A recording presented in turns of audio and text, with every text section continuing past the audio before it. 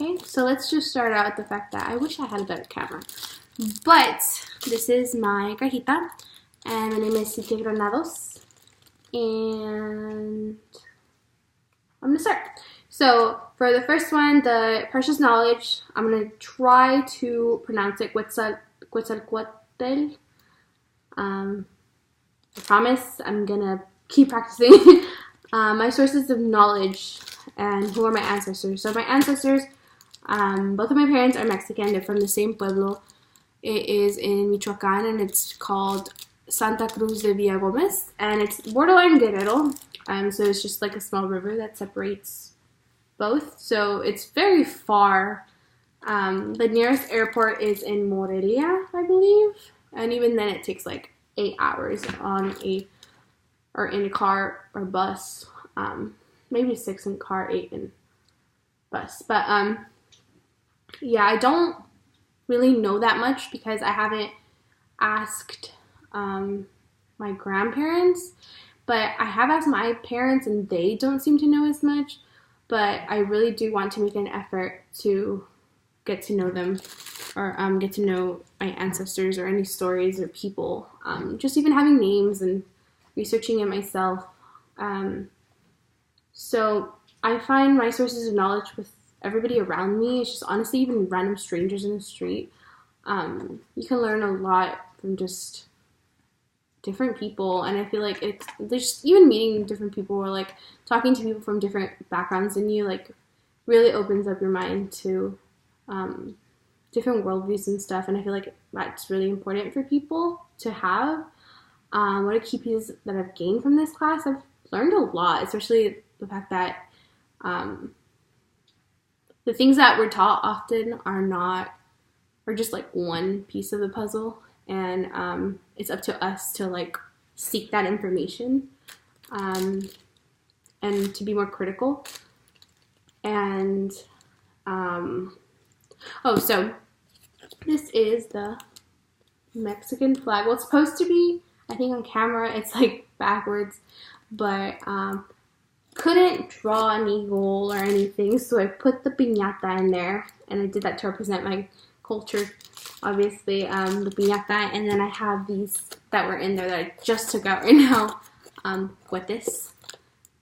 So, like, my parents are from a pueblo, and over there, like, I remember every time we would go, we'd always have these firework fights, basically, and I know it sounds like so bad, but we'd light up fireworks and just throw them towards each other, and it was a good time, and that's honestly what I remember about going to Mexico and stuff. Oops, took that out on accident too. Put that in there. The next one is the critical self-reflection, and what has distracted me from knowing my true self, or like everything around me, like again, like everyday distractions that distract me from just everything, honestly, even everything that I have to do, like, or that is necessary or important for me to do, like being on my phone, honestly, like a lot, watching random videos and looking at memes, and I mean, yeah, it's cool to relax and stuff, but I feel like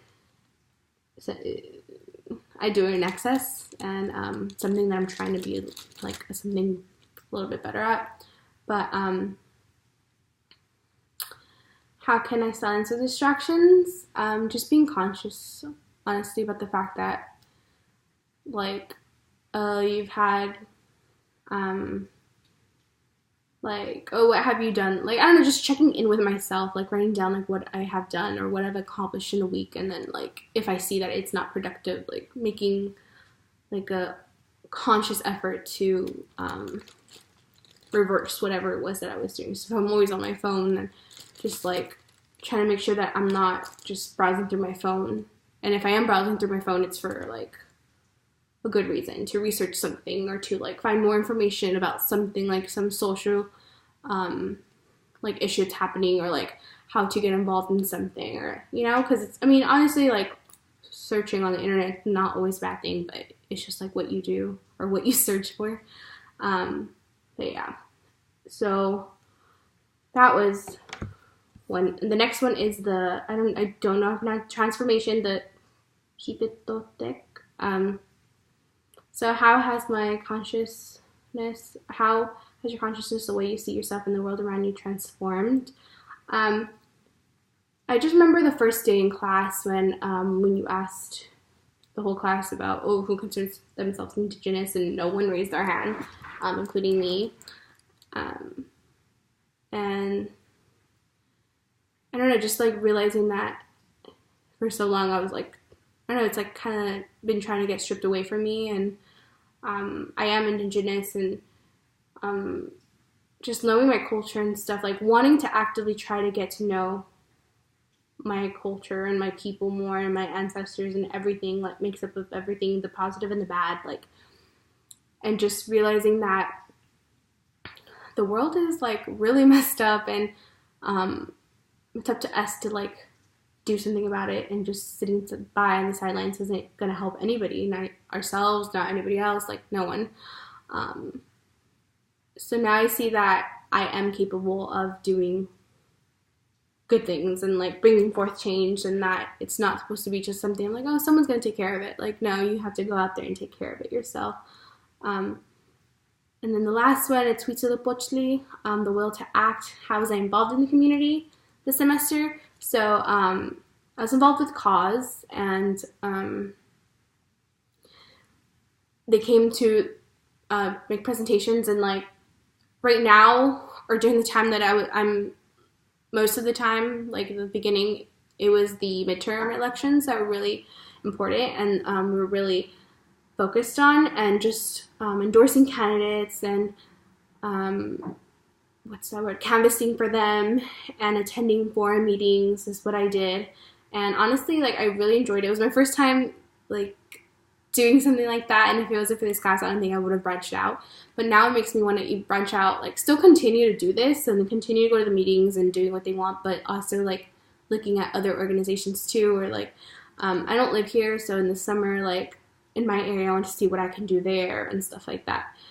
So that's how I want to like continue being an agent of change, and honestly make this place, like I know it sounds cheesy, but like make it better for somebody. Like honestly, if somebody's getting help, like that's great. And I want to talk about like more of the things that I have regarding. So this is a symbol for basically like Chicana feminist, and that's what I consider myself, honestly.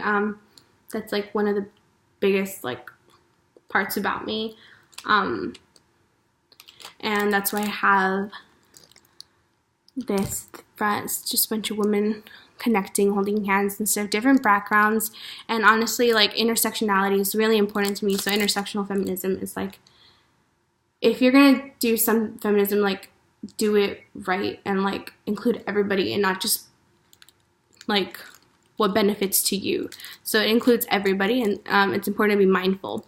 So some things that I have for the other one, for the Huitzilopochtli one, for the will to act, this is a flyer. Let me put that down. For one of the candidates that we were endorsing, Gabriela Basua, and she actually won, so yay. And we also did another one, there's another candidate named Vianney, and she also won, so that was really cool. So then there's like the cause as well, and like I said, the cuete is like culture, the piñata is as well. And the outside, very, very, just honestly my favorite color, pink. I pretended to hate it for so long because I thought like, ooh, I'm not like other girls. But I realized that's not a bad thing. It's not bad, and now I'm like reclaiming pink and reclaiming its meaning, and that's why everything's pink now. And yeah, this is my box.